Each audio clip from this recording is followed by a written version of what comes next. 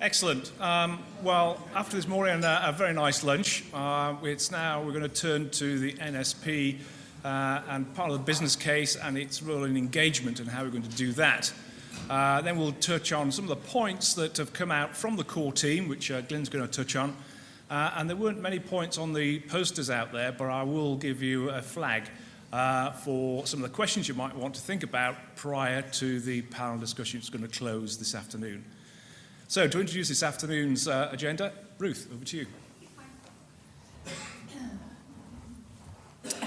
Okay, so this is quite a short session, but I always quite welcome a short session when I've just had my lunch to know that I'm going to get coffee in about half an hour. So I just kind of want to spend a little bit of time talking about the approach to engagement that we took on, particularly the studies that Andy and Andrew led on in maybe a slightly different way of framing things for the future.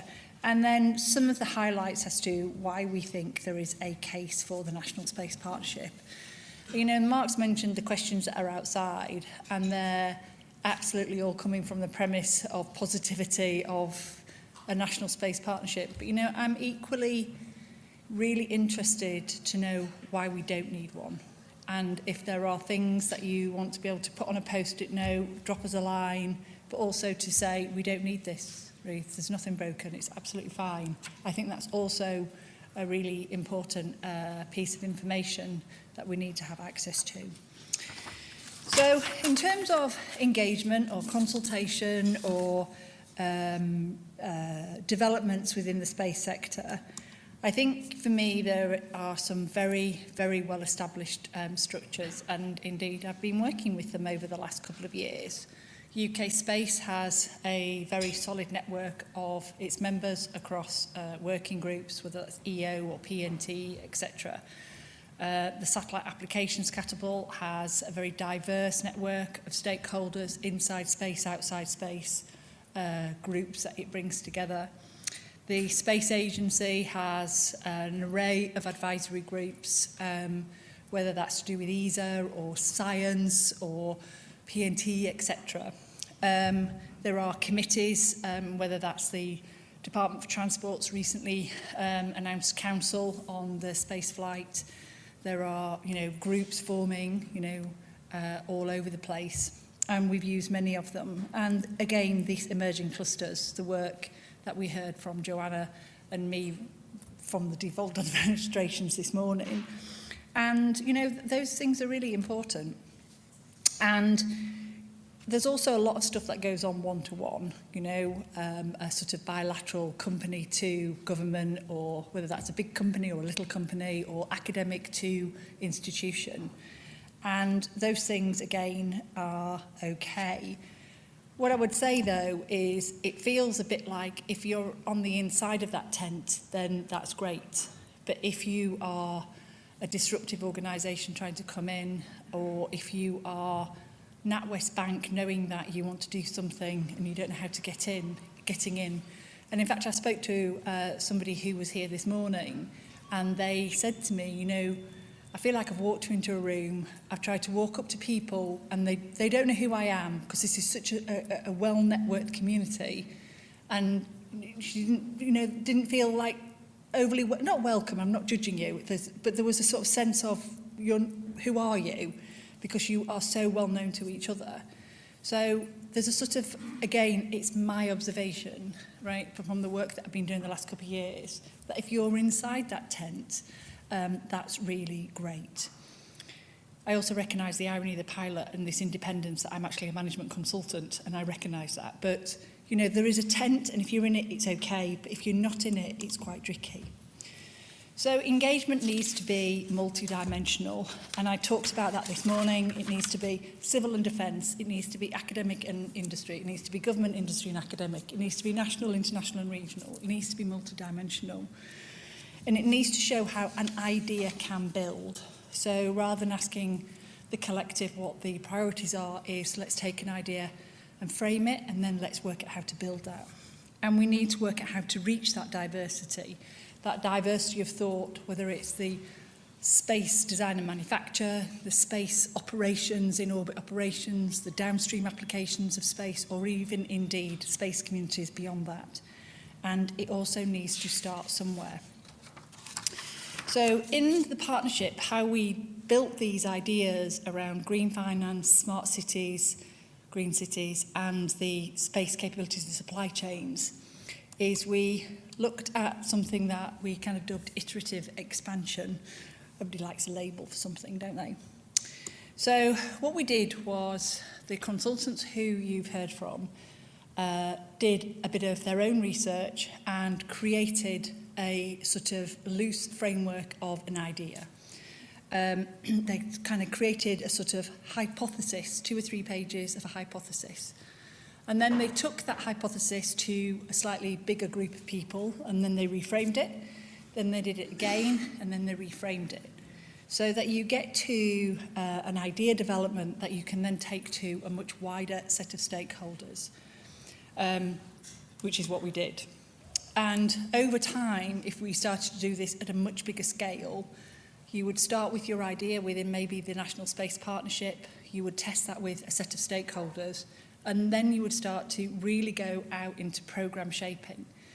So that at that point, you would then start to looking at your documents, you would really start tailoring your questions, you would start to look at that wider engagement, you'd be looking for the evidence of the economic argument, the commercial argument, the societal argument, the scientific argument, and being able to frame that, and so you would build that programme shaping.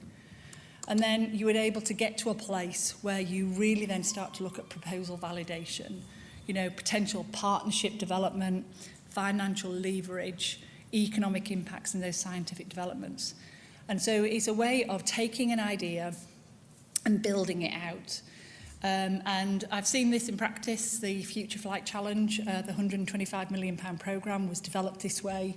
A course of 6 weeks, ended up with a pitch, and over time then secured that business case. But it started with 2 or 3 people building an idea and then taking it out, and then taking it out further, and then further again.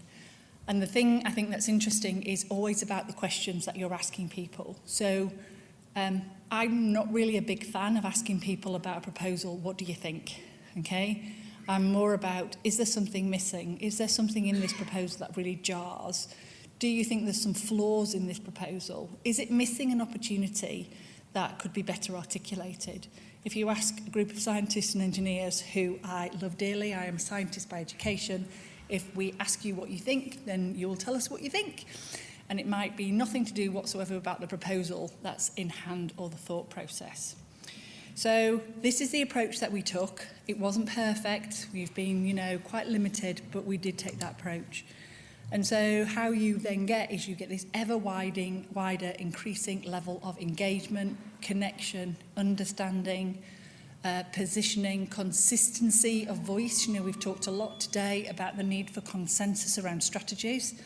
And so this kind of partnership approach where you build out and build up and go wider and wider, you actually do end up building consensus and a consistency of voice. So that's how we've been doing the engagement piece, very small scale, but we've had a go.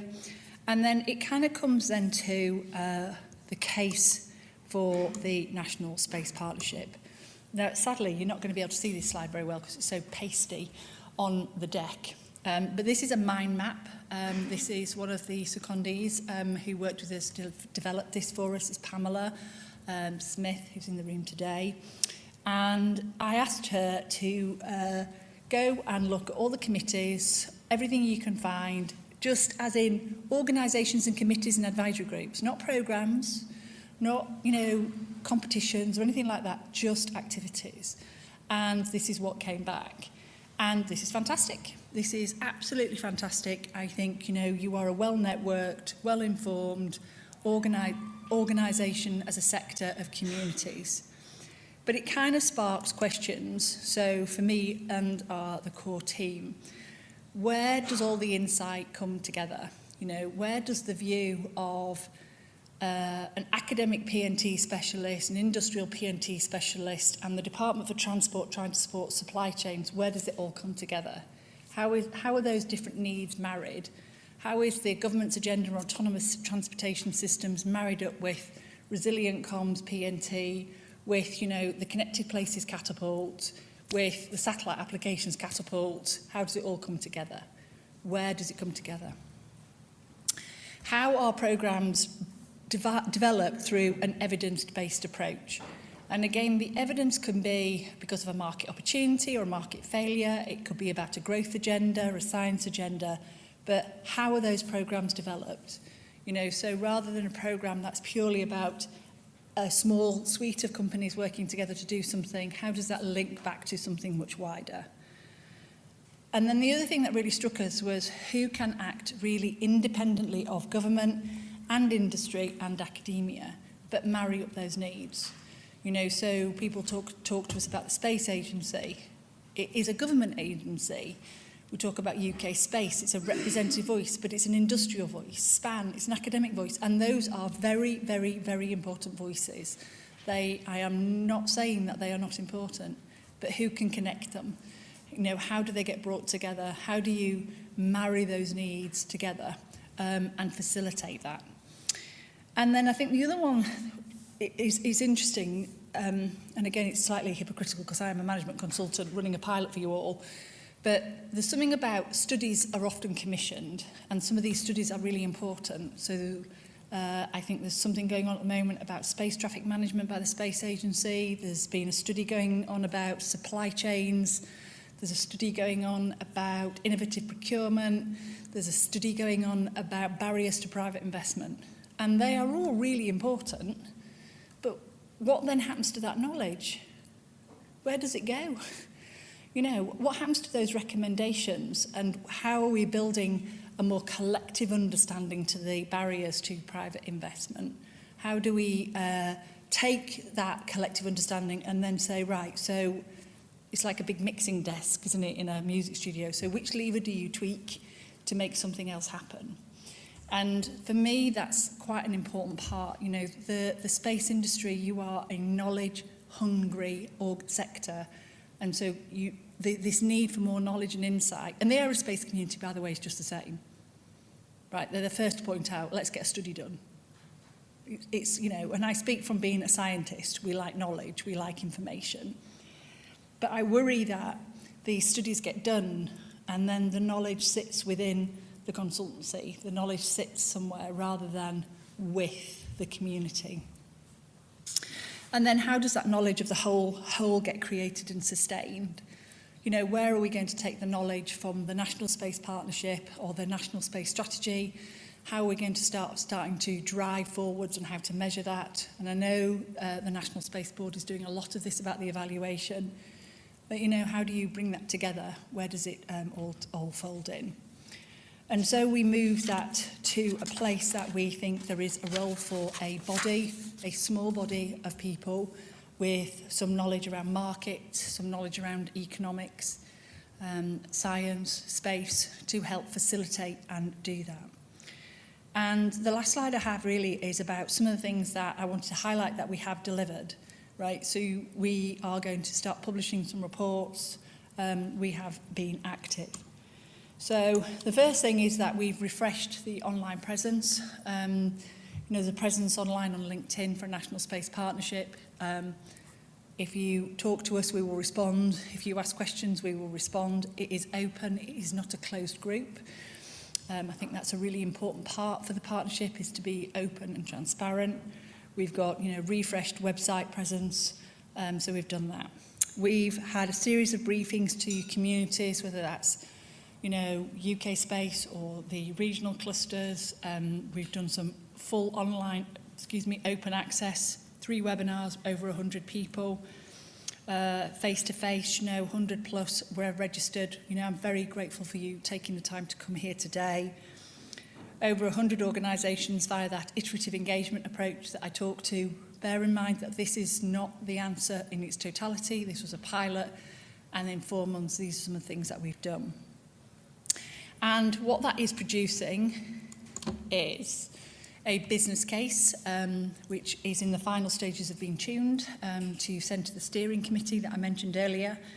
a strategic case for intervention for green finance, smarter, greener cities and intelligent supply chains. And those reports will be released onto the National Space Partnership's website through May. We're just going to sort of, we don't want to give you everything all at once. I'm going to feed those out through May. But those are strategic cases. They're sort of a need for an intervention of some kind and the responsive task and finish. But, we haven't done everything we wanted.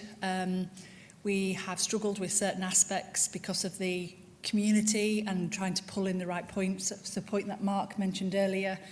Whilst we were aware of the intervention that we were going to be doing on the regulatory framework, it took ages to get going. Once we were going, it was done. But it's just building that momentum and that connection. So as I say, those insights will be released through April and through May, and all announcements on that will be via the National Space Partnership pages on LinkedIn. So I'm now going to hand over to Glyn, who we as a team have tried to collate some of the learnings that we've had as a team over the last 4 months, and Glyn is just going to talk you through that now. Glyn. Thank you.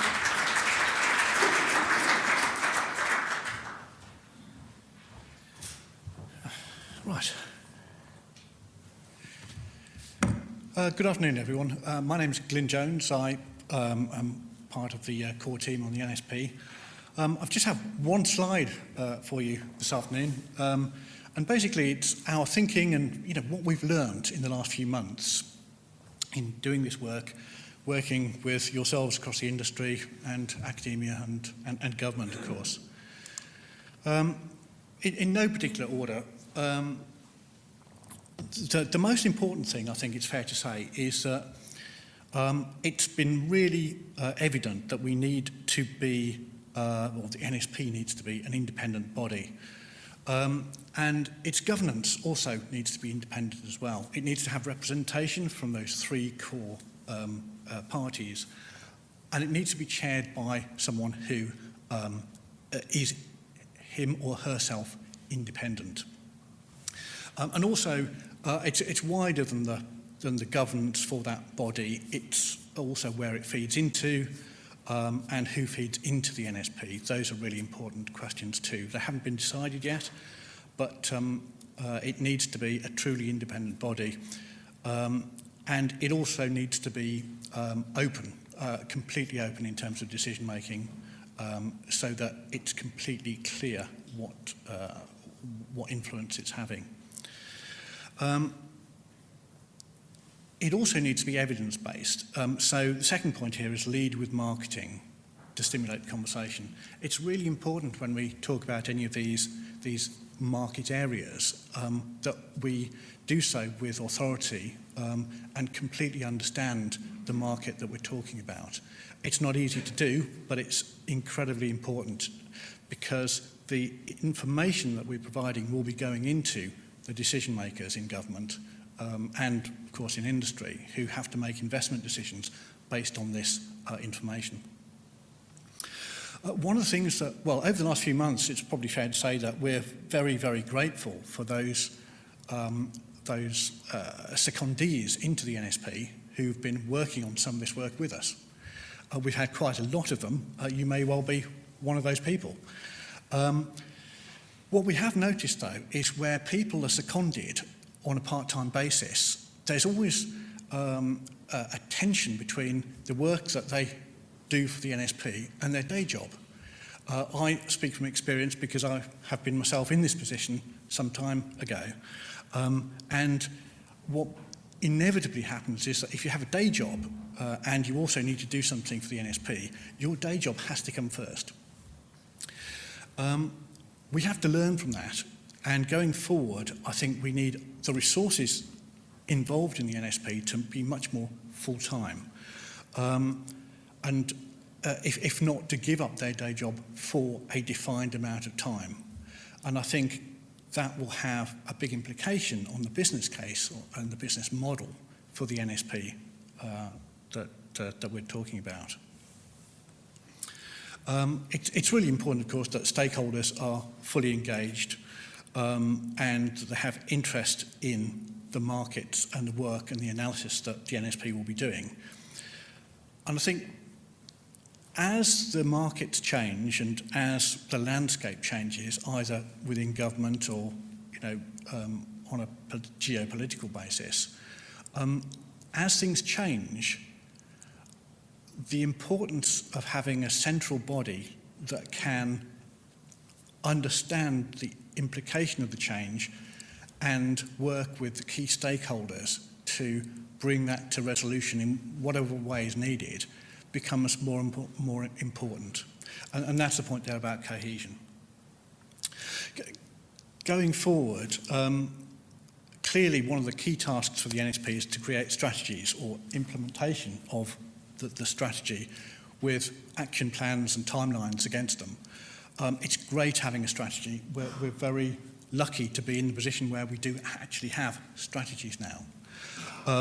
The next thing is about actioning those strategies and doing the work behind them, which gives us the results that we need in terms of either economic growth or achieving those various targets.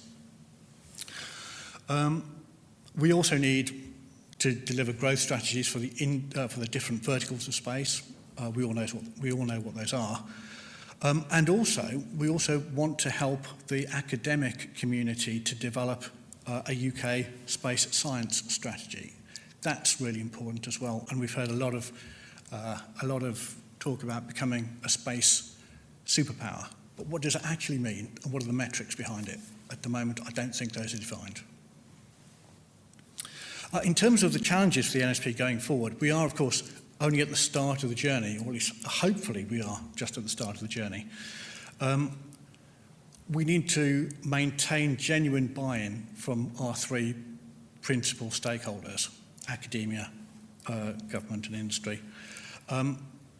We need to define and agree a sustainable business model that works for all three of those people, because all three of those organisations are going to have to contribute towards it in one way or another for this entity to work properly. And the last point here is something that I've heard time and again. It's what we've called here the should fallacy. In the conversations that we've had so far today, a lot of people have made mention of the fact that it needs to be an independent body. It needs to have clear understanding of various markets, how some of these strategies can be implemented and delivered. And when I've had conversations with people in the industry about the NSP, the inevitable comment I've had back is, well, shouldn't, and then there follows, some agency be doing this? And that other agency could be any agency, make up one, and they would fit. The point is that none of them quite meet the requirement of being independent.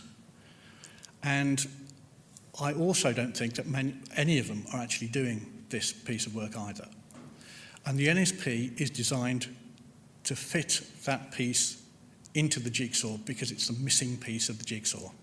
And I think that will enable considerable growth of the UK space marketplace, if we get it right anyway. That's it from me. Thank you ever so much.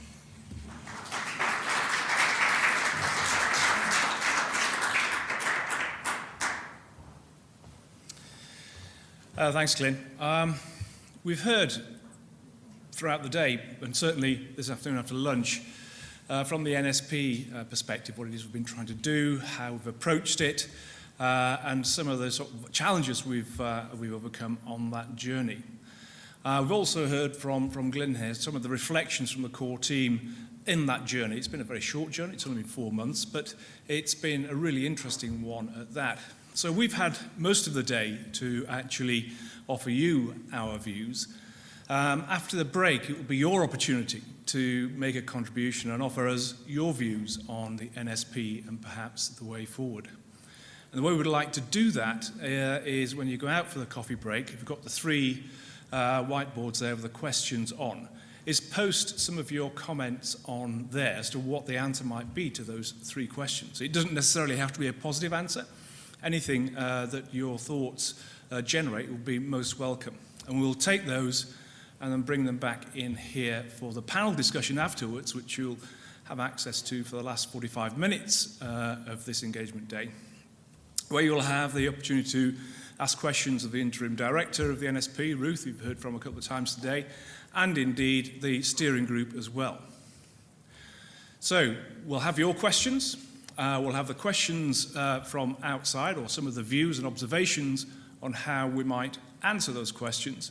And also, we've got our friends online out there, and I know there's been a couple of 3 questions come from them. So I'll pull those all together, and we'll have an opportunity to put those to Ruth and the steering group to hear their opinion. So please take this opportunity over coffee to post your answers on the boards outside, or to have a chat and think about the questions that you want to pose to the steering group, and we'll take them all after the break, starting at 3 o'clock. Thank you very much.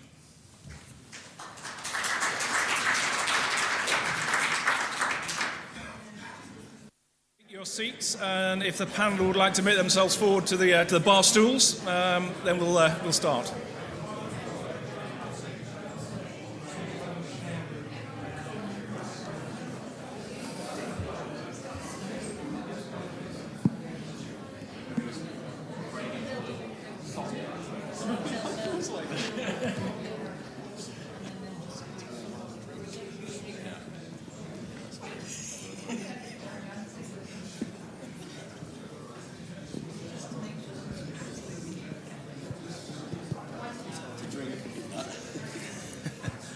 Do you want to put that on?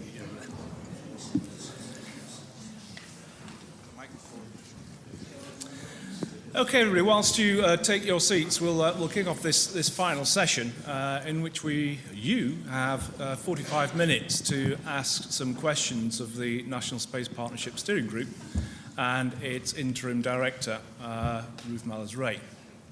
My role here is to try and sort of pull together and look out for the hands up and pose the questions. And we'll go across the steering group to wherever the question points it. Manoir here at the side will have a microphone. If you just wait for that to arrive over to you, and then you can ask the question. If you give your name and who you represent, that would be good. It will help frame the question that you're asking. Thank you for all the post-it notes on the boards outside. They've been very insightful. I managed to capture 1 or 2 of them here, so I will put those in as the session goes along. I've also picked up 1 or 2 questions from the online audience, and will hopefully feed those in as well. So we're just missing our academic. Okay, yeah. And we mustn't forget that this is a partnership between government, industry, and academia. And here's James to fill in the academia slot. Yeah. And whilst this is a very flat organisation, we always like to get in and muck in ourselves and everybody. So now the interim director has gone out to fetch her own bar stool. So there we go. But as Ruth sorts herself out there, we will turn to the audience here first, because you have been in the privileged position of actually hearing the presentations all day and hearing some of the questions that have been posed. So without further ado, I'll open the floor to anyone here who might want to ask the first question.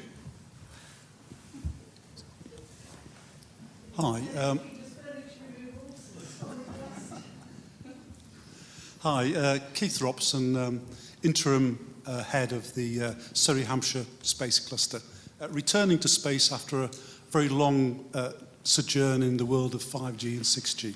So I've got a question for the panel based on some conversations I've had with people during the breaks, and also coming back as I am after a long time away myself. I think everybody is 100% behind the objectives that are being laid out today. The question that keeps coming back in the conversation that I've had is the proposed structure going forward. And I think it's been said, surely, you know, the achievements that have already been made by the National Space Partnerships in its current form, surely that demonstrates that you have that kind of independence kind of almost already. So why that need to focus on moving to this quite radically differently funded organisation? Why do you really feel you need to strengthen that independence even more? And in doing that, won't you risk, I mean, I know there's tension with the model of co-opting, seconding people from industry, but, you know, giving jobs to busy people is always a good way of getting things done. The knowledge contained within the partnership group as it is phenomenal. Isn't there a risk that if you create this new entity, you're losing a lot of that established knowledge? And with the best will in the world, once you get an entity that has its own funding from whatever sources, things can there can be mission drift. So really it's just that question, you know, given the great work that's been done, why do you really feel you need that quite separate new independent model? If we can start the answer, if you don't mind. Stuart, if you kick off and move to your right around, and then Ruth, I'll let you conclude and fill in any other parts you might want to add. Very good. No, that seems to happen automatically, so that's good. Yeah, thanks, Keith. We had a question on this subject earlier on, and I know that it's something that everybody is very interested in. And you know, sometimes when I speak to people, and you know, they have not been, for whatever reason, engaged as strongly in the structures that have gone before, and I'm thinking of, you know, the innovation and growth structure, the Space Growth Partnership. You know, and that might be because they are, you know, smaller organisations. They can't afford the time commitment because it's been largely industry funded through in-kind contributions in the past. You know, there has been a sense that they felt a bit disengaged, and there is a fear, and you know, sometimes you have to admit it's a fear that we try and mitigate, but it's a fear that they might be losing out by not participating, and that but perhaps those who aren't able to engage for whatever reason you know, aren't getting the same advantage as some of those who do engage, and so it's a little bit of an asymmetric organisation at the moment. So what we want to try and do with the new National Space Partnership structure is, you know, build that confidence, build that you know, the whole sector feels confident that the National Space Partnership represents them and is looking out for their interests, whatever they might be.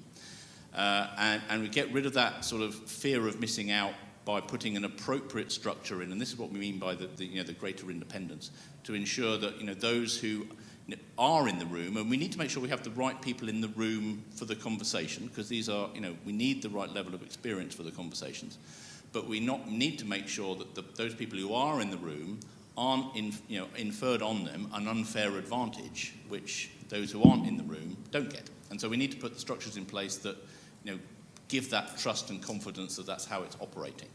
And I think, you know, we every time we've moved forward, we've made improvements, but I think there is still more that we can do to create that trust and confidence in the National Space Partnership governance. And you know, we need systems to manage conflicts of interest. We need systems to, you know, just make sure that, you know, people aren't missing out by not being in the room of those conversations. Thank you, Stuart. Thanks. Yeah, I was just going to add a little bit there. I think the SGP and some of the bodies that have gone before what we're proposing here with NSP have been a little bit more best effort, if you like, and bring in, you know, secondees from industry, primarily, as Stuart said. So it's really only those companies that can afford it at that moment. You know, others, some have participate more than others. So I think what we're trying to do here is, it doesn't mean to be sort of bad on anything that's gone before, but professionalise more so we have that team at the core. I also think that there will still be a call for some secondees here and there for particular activities, projects, task groups, and so on. So that's where we are. And the other thing I think is you know, the bodies that have gone before haven't had an independent chair, and this is the first time we're proposing that, recruited, as Ruth said earlier. So that's where I think the real benefits are. Hi, it's a good question. I suppose I'm not going to answer it because I work for the government. I'll come on a slightly different angle. I think the point of representative and trust are really important. And from my perspective, you know, in government and in policy development, what we're looking for is a really representative set of engagement that brings all the voices, and that's sort of for wider strategic policy development. It's for the specific detailed policy development to have quality conversations that bring together the full spectrum of views, but provide that evidence base to support decisions. But it's also then to service the minister as well and provide a right balanced engagement for the minister.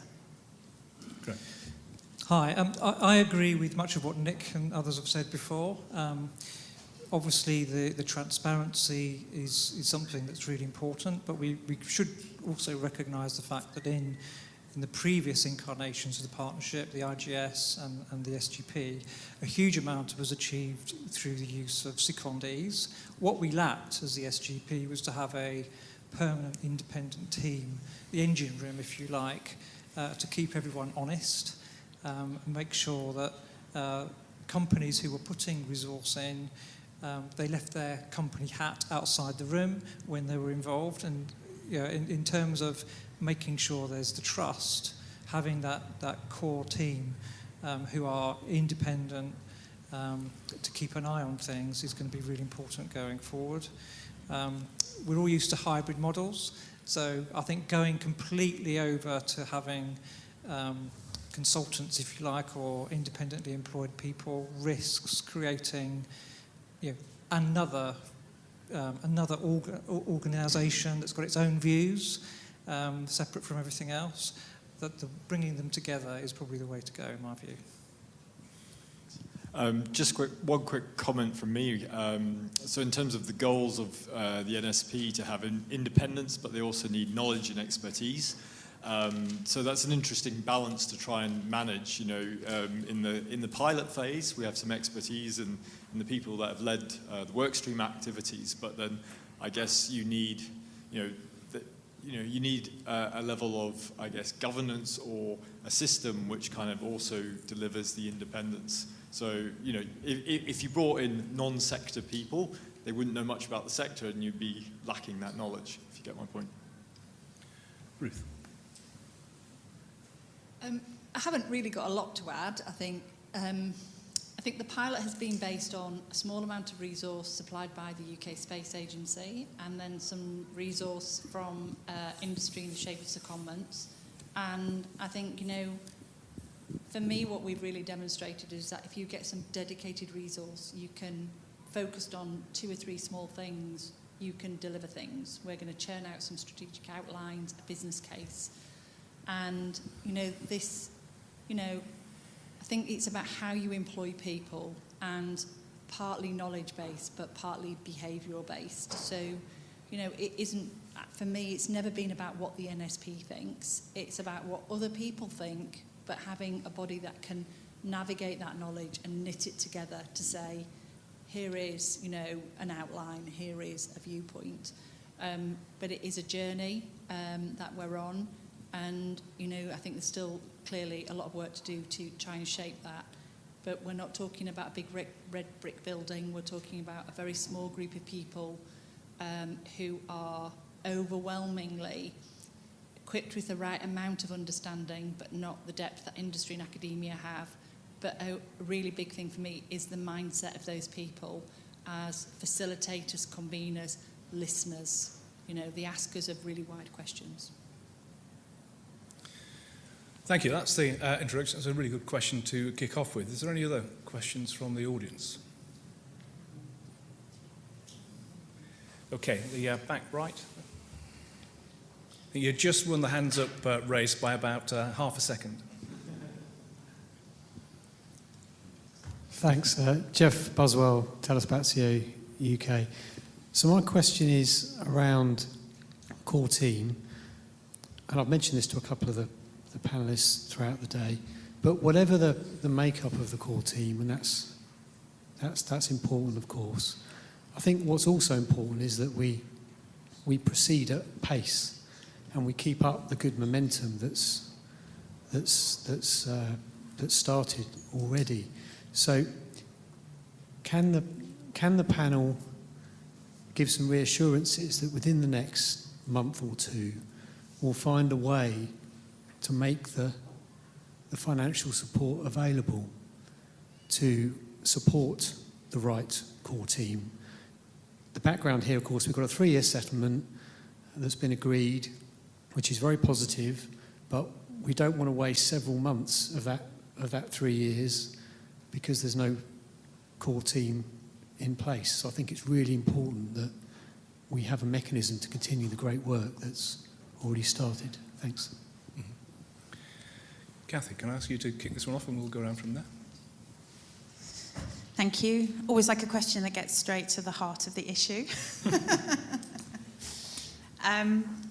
So my initial reflection on that question is that, as I said this morning, BEIS and government have gone through a massive reorganisation over the last 6 months to a year. We've been quite inwardly, well, not all of us, but there's been a certain element of inward focus while we get ourselves organised and make things work. And very much now this year for us is about that outward engagement, the more detailed policy development and making sure we're engaging with all the right people. So I can't answer that question for you today, but what I can answer is that it's a top priority for us to think about how we do that and making sure we get the right voices to influence the work we've got going on this year. I ask Nick and James if you want to comment on the other two pieces of the partnership, and then we'll go from there. Thanks, Jeff. As already said by Cathy, I think very high priority, I think, from an industrial perspective. I would argue that I'd agree with Jeff that we don't want to lose momentum. And I think from an industrial perspective, I do sense many companies interested in taking this forward now. We haven't gone out to ask them, like we did for the pilot, are you ready to put more effort and resource in? But I think I sense good interest. So yeah, I'm personally slightly worried that we might lose momentum if it's more than a couple of months, partly because things will start to disperse. So that's something I think I'd recommend if we can. James, and then Graham. I'd agree in terms of there's a better benefit of maintaining momentum. I'm quite a fan of the work done in several of the market-led work streams, so I think there's an opportunity to take some exciting things forward.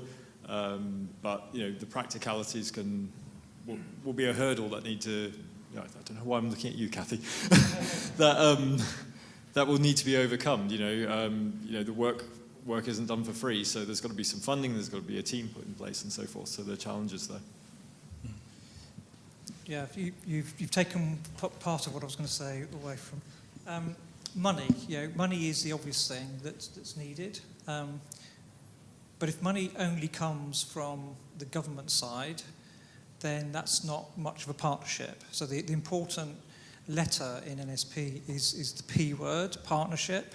That means industry and academia need to come to the table as well. I know there are issues with academia putting cash on the table, but if we both sides or all three parts of the triangle put some resource in, whether that's cash or through seconded resource, then we have the means to actually carry out the activities that are needed.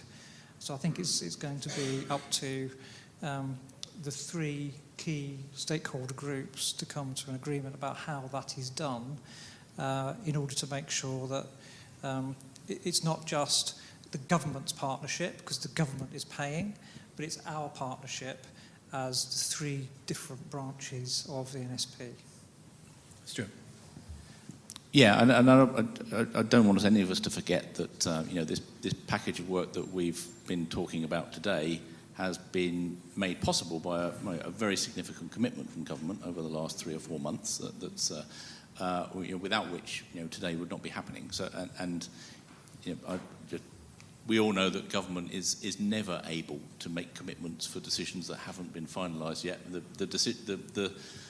The threshold of evidence that government needs to make, to be able to go forward on these kind of decisions is far higher than any of the other partners. And so I think we need to give Cathy some credit for being here today and being willing to participate in this conversation, and for supporting the work that's gone so far. And I've got no doubt that, you know, that our partners in government are looking at what we're trying to do very seriously, and if there's a way of making this happen, I believe they will. Okay, unless Ruth, you want to add anything? Next question. Okay, at the back there. Thank you. Hi, Pam Smith from AEC Clydespace. Firstly, one kind of observation and then a question. The landscape map that Ruth presented, apologies, that's an old version. It's a horrible stitched together image, but if anyone's interested in kind of contributing to it, please do let me know. I'd be more than happy to share it. And then the question I'm going to ask, given that Rob and Craig are not in the room, that they might ask is, how are you going to ensure kind of regional representation? I know, Ruth, you spoke about kind of 4 corners of the UK being represented. You know, there's been a lot of discussion around making sure that it is inclusive, but my question is more around how that's going to actually work. Yeah. Thanks, Pam. Ruth, do you want to kick this one off? I think this is a really, really important question, and there is a discussion going on, and it needs to happen at multiple levels of hierarchy. And I think it needs to happen at the Space Sector Council and how the Space Sector Council is made up, and having representation on that from, you know, maybe it's a council of representations rather than a council of individual companies. I don't know, it's not for me to decide. But, you know, I think that's at the top level that would then set that overarching strategy. And then you come down one layer and you can say, right, so is there a sort of cross-industry government and academia implementation programme board or some kind of like that? And again, where's that voice in there? I really believe that a picture will speak 1,000 words. And so some of the work that you've done, Pam, in that crazy mind map that you then try and put through into a hierarchy, we should be able to present that at some point in the future that says, I am Clydespace Scotland, and this is how I thread up, or I am Space Forge in Wales, and this is how I can see how I say something, and how that then goes into, you know, whether it's a devolved administration or a regional cluster, how that then goes into a national conversation, and likewise, I think you should be able to see how that threads back down again. And it's really hard, but I do believe that actually it is possible. And for me, that's where that voice... I think the other thing that we need to always remember about the devolved administrations, and I never know whether to call you devolved administrations, whether you like it or not. So I call them that because everybody knows what I mean, but if I'm offending you, please take that as an apology. Is you have different powers to a regional cluster, you know, because of that connectivity to government, and I think that has to be recognised as well against the national view, the devolved view, and how those all fit together. It's not easy. Nothing is in space. It doesn't seem to be anyway. But for me, it starts with trying to organise that top-down and then that bottom-up perspective. Yeah, I mean, all I want to say is that it has to work. I mean, we have to find a way of making it work. It was unfortunate that we weren't attended by Rob this morning. I think if we'd realised that, you know, he was understanding that it was a Teams event, then we could have organised something a bit better, and that we would have made that a little bit more joined up. But I mean, we need to make that work. We know that the devolved administrations, they do operate, as Ruth says, in a different political environment, and that's something that we need to understand and work out how to manage and coordinate. But, you know, this whole venture is going to succeed or fail on our ability to do that. Okay, Nick. Yeah, I was going to add, fully agree with what's been said. I think, you know, UK Space as an organisation, we have quite a few members up in Scotland and on Wales and Northern Ireland as well, and growing. And I think, you know, we haven't got it right yet. We need to work better. We're trying to work through ADS to get more horsepower, but that's not only space, obviously, but using some of their capabilities in Scotland in particular to help get that engagement going. But we definitely need to do better. So that we can get that voice now. So I fully agree, we have to do it. Well, yeah, I'll come back to you in a second. I'll just put a question that came off as the boards outside as one of the sort of themes that emerged. And that's around the question of what the NSP should focus on for the next 3 years. And there was a piece on there about evidence for both the long term and the shorter term, and also any plans, projects, deliverables and reviews to deliver on the national space strategy. So that was a cluster of points that came out of one of the boards out there. So really it's looking into the future of the NSP and over the next 3 years what it might do in terms of long, short term and the deliverables on projects. I'll kick off again with you if I may, Ruth, and then we'll go around to the rest of the group. Why is it always me? So I think it's, for me, there's something about, we have a national space strategy and we have a stack of other strategies out there, whether it's the national food strategy. If you haven't read it, by the way, I really counsel you to read it. It's very good, and there is a huge amount of space stuff in it. And I think if we're able to cross-reference all those different strategies, I strongly suspect that we would find some real hotspots of areas that would help boil out where we would need to start spending our activity, whilst we would then create the governance to then develop the future-looking work programme. So, I think it isn't a case of doing a long, massive consultation on where do we think we should all focus, because I feel that wouldn't help momentum. I think we've got some guiding documentation through the National Space Strategy, the Defence Space Strategy, Border Strategy, decarbonisation, net zero, National Food Strategy, stuff on intelligent supply chains, EGNOS, maritime, aviation, the list goes on. We read a lot of these strategies, you can tell, because we keep citing them. But I think if we were able to overlay them, I think things would then pop out, that we would then be able to take those as the opportunities that would work for government, they'd work for industry, and they'd work for academia, because they're sweet spots. That's what I think where we would get some initial short-term focus whilst we work out how to develop that work programme. I would say the second thing is to work with the National Space Board to be able to look at what they're doing. They're getting themselves organised across government. They've got their 7 working groups. How can, and Cathy's repeatedly talked about this, how can we bring industry and academia in contact somehow with those working groups to create the next step of working programme to take it forwards. So I think we've got the building blocks there, and we just need to look at it all, see where it all fits together. Is it not quite pinning the tail on the donkey, but that kind of thing, and off we could go.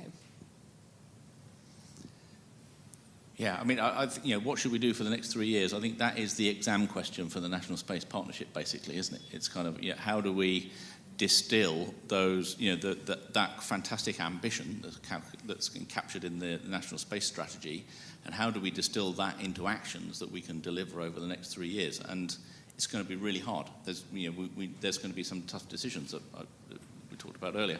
We're not going to be able to do all of it in one go over that next 3 years. So, I have some thoughts. I'm going to keep those to myself for now, but I think those are going to be the essence of some really important conversations over the next. Go on, do share, Stuart. Yeah, let's call it that. Good idea. Yeah, well done, Ruth. Thanks. Nick. Yeah, it is quite difficult, I think, until we see some more coming out of the 7 working groups to see where the policy side goes. A couple of areas I will try and offer. I think where the NSP could really add value. There's a big debate at the moment about national and ESA, and that affects so many parts of our sector, from an industrial perspective, from a policy side, obviously government, and from the academic side. So that whole debate, the NSP could provide a forum to get to a healthy decision, let's say, on that really big issue in terms of how we go forward. Another one, I think, is on the third item, or third point around the UK space, the ideas and the inspiration angle there. So NSP could provide a forum to come together across the 3 different partners and really look at how we can inspire the public. Get out to the public rather than just ourselves or people close to the space sector. So a couple of areas that I think NSP could provide a good platform. Cathy. Okay. Okay, scribbling furiously to try and get my thoughts in order before I start speaking. I think I've got there. I've got 4 points. Only one of them's not got anything written next to it.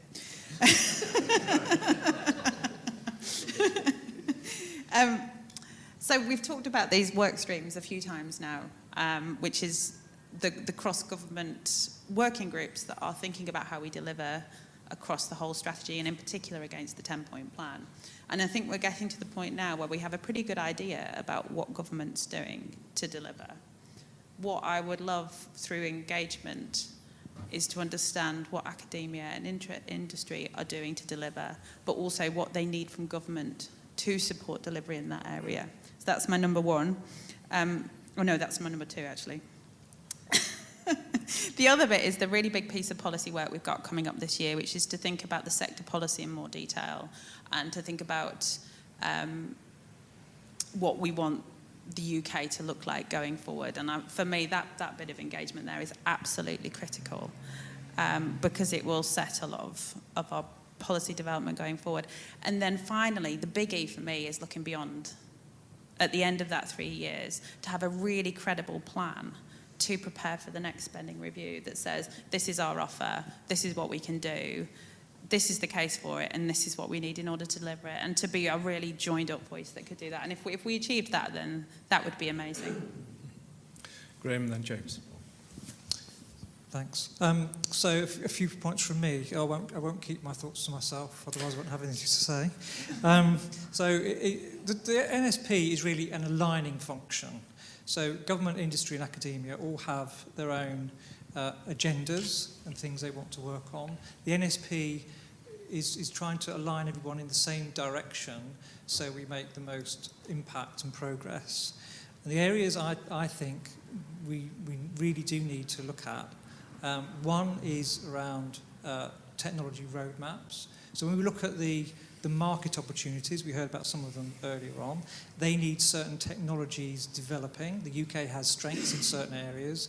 We need to develop technology roadmaps, a bit like the ones you did before, Ruth, that we can then choose how to prioritise the finite resources that government and industry has financially to invest in the areas where we think we can make the most progress. I think that's going to be really important. International partnerships, that features very heavily on both the agendas for academia, in the defence space strategy and in the national space strategy. Again, we can't build relationships internationally with every single country. We need to choose which ones to prioritise. We need to look at where we're strong. So together, we need to work out which are the most important, and then that's where we put our shoulder to the wheel. I had written already down the point that Nick made about inspiring the public. So I know this is something that the Space Agency's looking to lead on, and that's quite right. But obviously, we as industry and the academic community interact with the public as well. We all ought to be saying the same things. Otherwise, we're going to cause misunderstandings. We need to align our messaging to the public and to the politicians in order to, again, make the most impact. And then finally, in terms of financial resource, we know there is no magic money tree. It will be difficult, I think, for us to outcompete even some of our peer nations in Europe in terms of how much is spent on space through their space agencies. But we do have space-related funding going through other government departments, through DEFRA, in other areas. Quantum was mentioned earlier by James. There's work going on around power initiatives and so on. Aligning the funding outside of the Space Directorate and the UK Space Agency with other things going on in Innovate and other government departments in order again to foster the maximum amount of impact on space-related applications and technologies, I think will be really important going forward. So we need to figure out how we map across into all of those other sectors and technologies. From me, one point I'd like to make is on skills and capabilities. So I think, in the next 3 years, we could probably establish a benchmark on what the current skills and capabilities are in the UK. I'm including demographics because, do we stand on the shoulders of some very old giants? That is a risk to the future if all of the knowledge and experience is late on in career. I don't know if that's true or not, but I think, as part of an advisory function into government, that's a piece of work that could be done by the partnership to sort of say, look, here's a kind of fit for the future analysis on the demographics of the UK. The factor that comes into that, I guess, Brexit effect, are people leaving the UK because of the changing circumstances here? So that's my contribution. Yeah. We'll come back in a second, Graham. I just wanted to pick up the question on the second table back and then on the third table back after that. Yes, thank you. I'm John Pottle from the Royal Institute of Navigation. Yes, thank you for funding today. It's been a very interesting session. I'll try and link my question quickly to the last two questions and answers. So the key point I wanted to make is that there have been some really good, ambitious statements made about let's try and get a good view of the market and different fields and figure out where the opportunity... But I think at the same time there's a lot of uncertainty out there, an awful lot of uncertainty. Some of these markets are very early stage, some of them are innovating very quickly.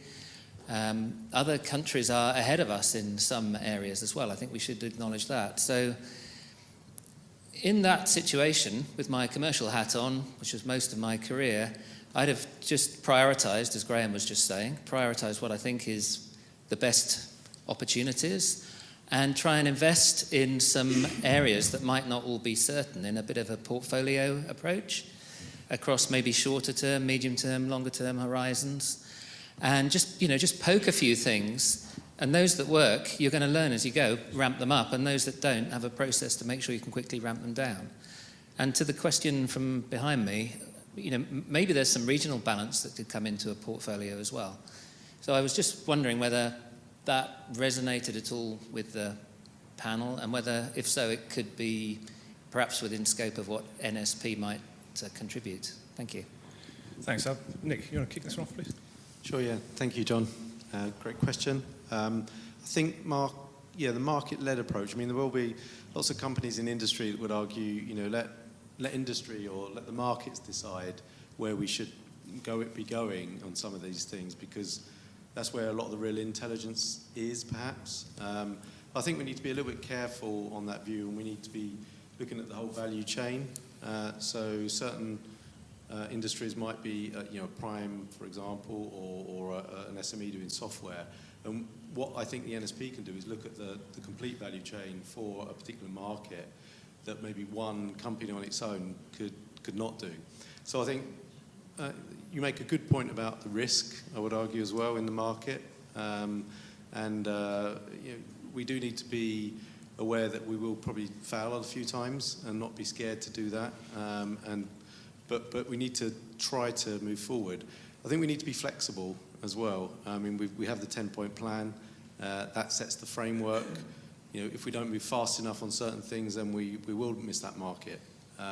So we might need to drop or flex a little bit here and there. So that whole area is an important one to keep current, I would say. Okay. Kathy, okay. Graham? Yeah, one thing that I think we really need to get hold of as the UK is the role of government as a customer. So this was actually something that was a recommendation of the Prosperity from Space report that was published in 2018, alongside other things like having our own national innovation programme, which became NSP. We also made a recommendation around how government could act as an early customer for new innovative services. So we're all aware of what Elon Musk has done in the US with SpaceX and the contract with NASA, where NASA's moved away, obviously, from building their own rockets to buying launch services. We need to look at how in the UK we can adopt similar sorts of models. So under the SGP, there has been work going on innovative public procurement. So there was a contract that was placed with a consultancy called Bryce Tech. They're just about to publish the report. That looks at how the UK government and industry can benefit from innovative procurement. And in the latest phase of that work, how could it be implemented in the UK? We hear government talk a lot about leveraging its buying power. This is an opportunity, I think, to put that into practice, and by doing so, attract more private sector investment into the UK space economy that will drive growth and jobs and all the other good things. That's something else, I think, that would be on my list of things to focus on in the next phase of NSP, is turning the recommendations that Bryce produce into action to pilot new methods of procurement. Stuart.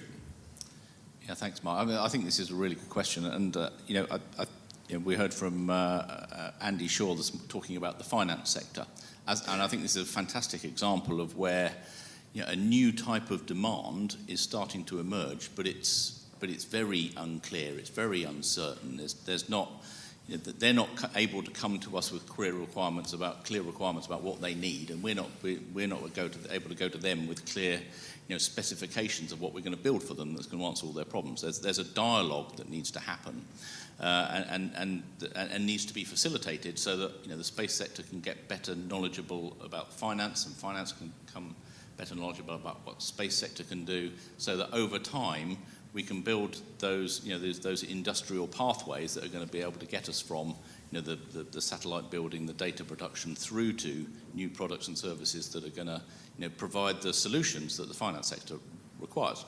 And we have examples like that all over the place, where we have demand that's starting to emerge, it's immature, and we have conversations like this with Catapult all the time. It's literally, well, tell us what you want and we'll build it for you, and so, well, no, tell us what you can do and then we'll let you know if we want it. And it's kind of, and we're forever trying to sort of close the gap in understanding between the different communities. And I think there's, that's one of the biggest challenges that we have in the industry at the moment, is this, the industry that's going to respond to this commercial demand is still very immature. We don't have the industrial structures and pathways in place now that's able to take the technology through to applications and services that meet the end customer need. At the moment, it's that whole system still needs to be built and needs to be built out. And on the other hand, we have got an industry that is very mature, and which is responding to demand which is largely curated by government. And so, whether it's for weather satellites, or whether it's for military communications satellites, or whether it's for, for science missions, for ESA, or for national programs, we're really good at that. We know how to do that. But I think we all know that the real opportunity is in these commercial endeavours, and how do we unlock that? And I think the point that Graham was making is, how can we perhaps change the way that government does some of its procurement so that it starts to unlock some of these commercial industrial pathways, in this as yet still very immature part of the ecosystem, so that not only are we able to deliver new and improved government services in a more cost-effective way, but we're starting to unlock some of this this global commercial opportunity as well, and the whole industry gets to advance as a result. So I think it's a critical question in terms of how do we move the industry forwards. Thank you. I've got time for one very final quick question, so the hand up was there. And once we've concluded this, I'll go around and just take your concluding remarks, starting with you, Nick, and go around and give Stuart a chance to conclude the panel. So your question, please. Spazio UK. I just wanted to ask, so I guess a lot of the people represented on the stage today, in addition to UKSA, we've already kind of demonstrated that actually the communications within this sector is already well established. We have UK Space representing industry, we have SPAN representing academia, and we have UK Space Agency from a delivery perspective. You now want to introduce another entity with a staff of 20 to 30 people to represent those needs. We're already feeding into those organisations and funding those. We pay fees into UK Space, ASD, we've got Space for Climate, you've got the Space Finance Network. we're saying that UK is a strong area. You want to support SMEs. I'm not sure how many SMEs in this room would have enough staff to feed into every single one of those organisations, let alone a large entity. You seem to be replicating a lot of work that exists or could exist in some form in existing organisations. So I just wonder whether the 20-odd staff that we're discussing around NSP could actually be 1 or 2 staff from a neutrality perspective who then have permanent staff embedded, already existing with a larger remit or a slightly adjusted remit to suit the NSP within UK Space, within SPAN and within UKSA to support that aim and the targets of NSP. I think it's also worth noting that obviously the catapult has had a role traditionally which has been seen as competing with industry. It's adjusted slightly and realigned. It's now looking more at market analysis and communications, again, overlapping with some of the work you're discussing, which would be the responsibility of NSP. So I'm just wondering if maybe just drawing this out as an organogram almost, and understanding the relationships between the different organisations that already exist in the UK, the responsibilities and where the lines are drawn, and how they can support each other might be a really useful task. Great question. Ruth, do you want to start from that side and go around? I think you're absolutely spot on, and I don't disagree with a word that you've said. And the work that Pamela's been doing on that is actually trying to do some of that work about laying all those different networks out. I just kind of want to know, though, is where does it, who brings it together to understand what space finance plus EO plus an advisory group all work together? I don't know who brings it together at the moment, and I sit here with, clearly, I like working in between industry, government and academia. I've been doing it for 15 years. I quite enjoy that space. And I see a lot of value in that neutrality, of that coordination and connectivity, because that's what I've been doing. But it's not my decision to make that there needs to be a national space partnership. It needs to be the decision of industry and government and academia, recognising that they believe there is a gap in how ideas are taken forward. And, for me, there's almost like sub-strategies for the sector. So the strategy that would work for the design and manufacturing part of the community versus the community that deals with in-orbit servicing, licensing, operating, versus the downstream application side, they're almost like different growth strategies. And, Nick mentioned earlier about a value chain of space. We in the pilot have spent more time talking to non-space people who are incredibly savvy, but they don't know how to make that final link. So they're part of your value chain, but I rarely hear the space industry saying that they're part of that value chain. They're just kind of somebody who's going to buy their services eventually. And then my final point about that is the conversations that we've been having, particularly in the finance side. Paul Bates has been very clear. He wants to increase. We're being outcompeted, and these were his words, by a ratio of 1 to 3 in France, in Germany, in Japan, and a couple of other countries I can never remember. Please forgive me, Space Agency. So how do we do that? And, over here is a finance community who is prepared to put quite significant amounts of money into Earth observation capability and services, and suddenly you're going to start hitting your private investment, but they're not space companies. So the private investment side doesn't necessarily have to come from the space companies, it can come from the customers of. But I really hear you, and again, I go back to, I of course think there's a gap. I think there's a conversation that needs to be had, but it's for industry and government and academia to identify that there is a gap and that partnership is really needed. Okay, we can go around if you don't mind, just in the interest of time. We can pick up this at the end, Stuart, but if you just go around for any closing remarks and finish with yourself, Stuart, you can pick up from there. Okay, starting with you, Nick. Okay. I'll try and respond a little bit to that question and do my closing remarks as well, because it's an excellent question and fully understood. It was one of the things I was going to say anyway, actually, Mark, but I think we can't duplicate things. I tried to say that at the start in comments. We've had a big debate in UK Space, very along the lines of what you laid out there in that question. And the issue is we're not trying to get anyone to come along to lots more other events that are going to be run by the NSP. UK Space would play its role to feed in to to the NSP and up through the governance structures towards the National Space Board. And what we need to do is to prove to the sector and the industry, in particular in my case, that we are providing that correct voice and being as inclusive, or fully inclusive with everyone. And that's the key, in my view. So it's not going to, we're not going to, it's not going to need to be more investment anywhere else. UK Space will still provide that role for industry, if you get what I mean. But we do need that independent body to address things.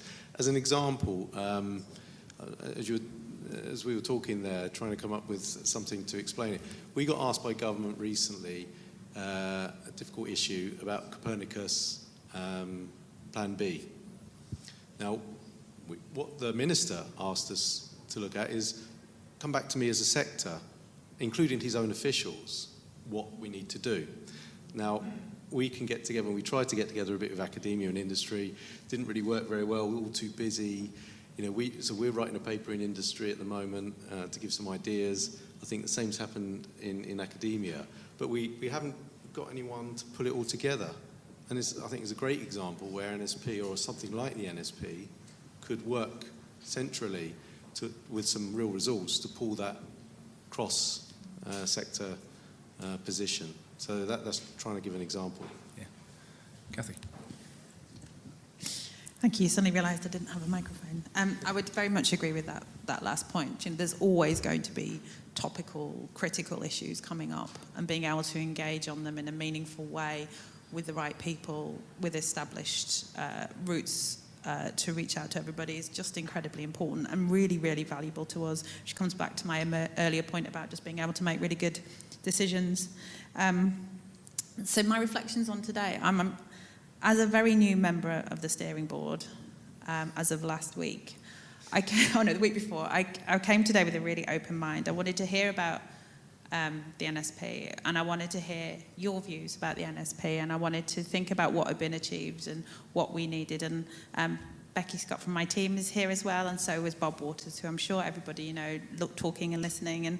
And just one personal reflection is how wonderful is it to meet real people and to just chat and meet old friends and new people. I just wanted to thank everybody who came to speak to me today and who can approach me afterwards as well, because it's really valuable. And I think from the conversations we've had today, we're going to take this away and think about what our next steps are. So I just really appreciate your engagement today. So I'll wrap up as well. First of all, quick comment on the question. I get everything you just said and agree, just like Ruth did on the points you were making in your question. I think for me, going forward, there are 4 key things we need to make sure we get right, and I apologise if I repeat some of the things I said earlier. One of them is the NSP, in my view, is an aligning function so that the different strands of government, academia, and industry are all pointing in the same direction. We shouldn't be creating another fragment in a very complicated landscape. Second thing is it has to be inclusive. One of the things the SGP got a lot of things right. One thing we always knew we needed to do better on was around the regional engagement and the engagement of the devolved administrations. That's something that the NSP can fix, and it's one of the reasons for the N at the beginning, the National Space Partnership. The third thing is around continuity. The SGP and the IGS before it had a number of work streams that were doing things we all thought were important. There were a number of recommendations made. Many of the recommendations have been implemented, some of them haven't. When you look back at some of the old reports, and they're all on the internet if you want to go and have a look at them, you'll see a lot of things have been done, but there are a few things that haven't. And we should carry those forward. They were there for a reason, and they still stand. We should make sure they get implemented. So continuity, we shouldn't try to reinvent the wheel. We should look back and try to carry forward some of the good things that have happened before. And then finally, partnership is more than just a word. It's more than just a structure. It's also about the culture. We need to recreate the co-working between government, industry and academia. So we're developing things together. Partnership doesn't work very well when one of the partners is bigger than all the others and is telling everyone else what to do. We need to be working it together as equals. And that takes some time, it takes some effort, and when there are changes happening, things need to bed in, but that's something else we're going to need to focus on over the next few years. Thank you, Graham. Briefly, if you may, James. Sorry, I hope I didn't snatch that off you.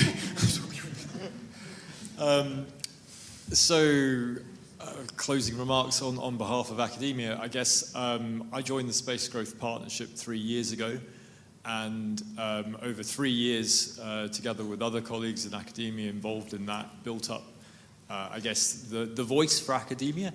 And to some extent, I think that's been done through the National Space Partnership. So going forward, I'd like to see that kind of, I guess, well, not just the voice, because we spoke about that in the slides today, but the role for academia in the partnership to just be very clear. And I guess everyone in the partnership, government, industry, and academia, all wants to be a kind of winner, not in a competitive sense, but to get something back out of it. So I guess that would be my closing aspiration for it, is that we all feel like we're getting something positive back out of it. Mm-hmm. Just to close out the panel, Stuart, if you've got any final closing remarks, and then we'll hand over to Ruth to wrap up the day. Oh, thank you very much, Mark. I mean, just having some closing thoughts on the basis of that final question. I think the reality is, and I think we all know this, we are not going to outspend our competitor nations, and so we need, the only way that we are going to outpace them is if we work smarter and more efficiently with the systems and the funding that we do have. And that is where I think the National Space Partnership, the NSP, creates our USP. This is the opportunity that we have to do things smarter and more efficiently, making sure that if the pistons of our engine, if I can put it that way, the industry, the academia, the government, and the other partners in the ecosystem work together, fire in sequence, and so the NSP is it's the camshaft and the piston rods that's going to make sure all these pistons, fire in sequence, and we get our engine running as efficiently and effectively as we possibly can. That's how we're going to win on the international stage, not by outspending. So I think that's perhaps we can all look at the NSP in that sense. So just to wrap up then, I'd just like to thank everybody for coming along today, and for those who've joined us online. I think it's been a fantastically informative, useful day, certainly from my perspective, and I hope you all have too. So thank you very much, and thank you for coming. Okay. Okay, I was just going to say thank you to the panel, then hand over to you. But, all right. So I think the questions always are the most important part, because they make you think about what you're doing, and if you can't answer that question without sounding defensive, then you've not quite got your arguments right. So I think they're really important questions. It kind of goes to the slide I had up this morning of, this is what we're going to do, but what's more important about what we're not going to do, because that gives people greater clarity. So the questions that you've provided have been really, really valuable to help shape that thinking. So point number one, thank you for staying the course to the end of the day, for taking time out of your diaries. For many of you who were away all last week, to take another day out of your diary, I'm very grateful. Thank you for being online. I think this is a really hard thing to do online when the conversation is in a room, so thank you to that. Thank you to the Satellite Applications Catapult, who've actually paid for the event today, so that was their kind of contribution to the National Space Partnership, so thank you to that, and a very particular thank you to Munawar, who's just going to wave at me at the back there, and his team. Very quiet, slick operational effectiveness going on in the shape of Munawar and team over there. And I would also like to say thank you to my team.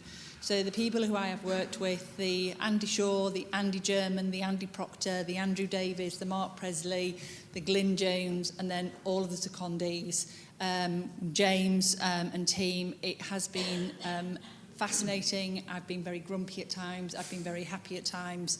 And thank you for that. So I think today we've identified we have an opportunity.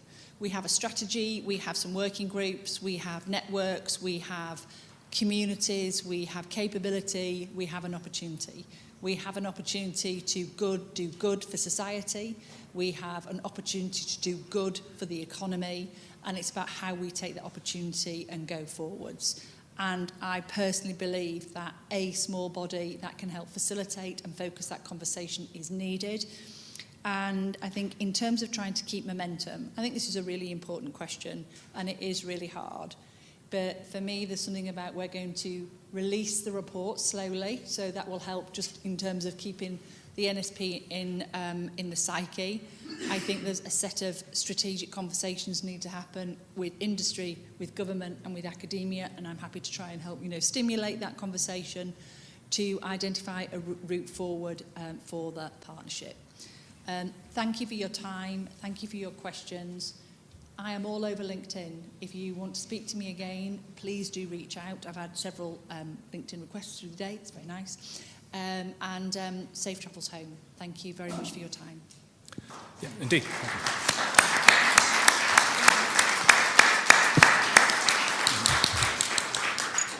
That's it, ladies and gentlemen. Thank you very much indeed. Thanks to the panel, Ruth, Stuart, Nick, Kathy, Graham and James. Have a safe journey home, and we hope to see you again at some point in the not-too-distant future. Thank you.